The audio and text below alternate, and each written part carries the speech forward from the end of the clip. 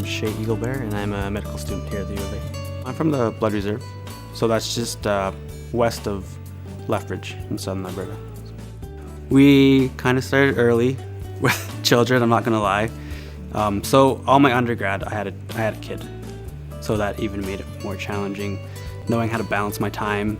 That's the hugest thing, I guess, that I have to deal with is finding the time to study, finding the time to spend with family. I gotta give credit to my wife too. So she's very understanding. It started when I was younger.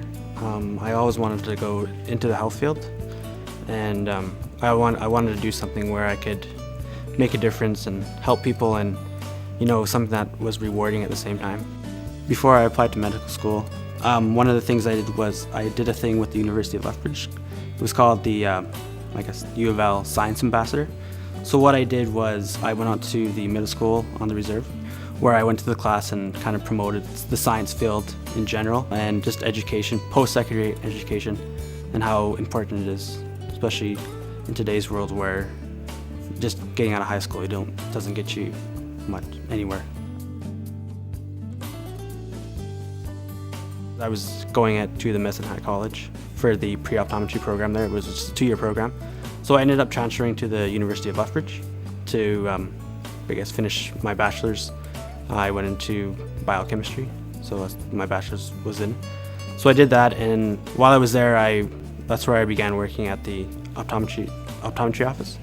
And after working there, I kind of realized it wasn't as exciting as I thought it would be. Like looking at eyes every day, I don't know how exciting that could be. So I decided to apply for medicine.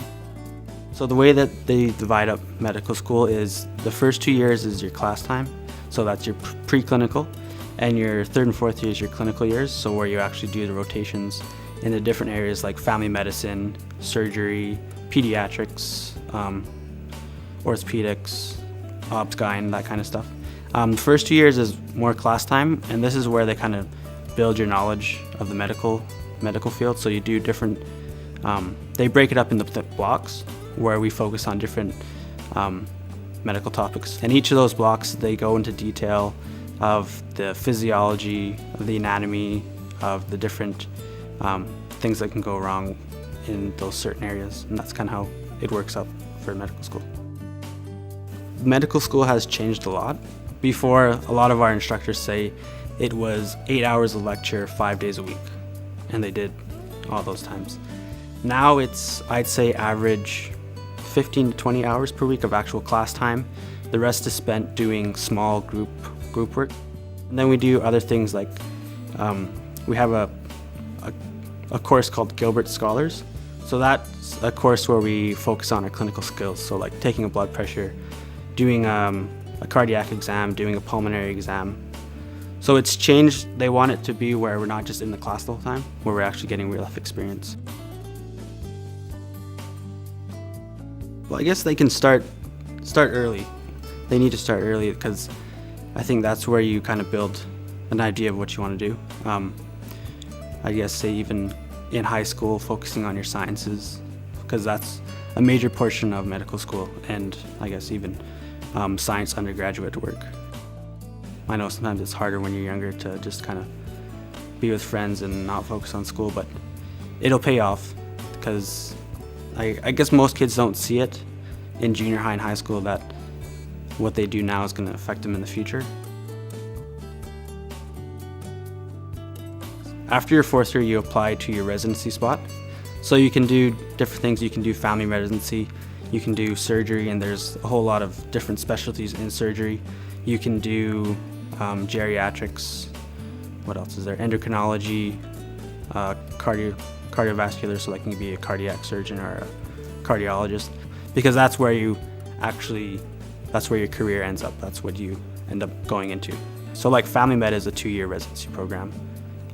Other ones are usually 4 or 5. Because you are interacting with people every day, you need to know how to deal with the patient, how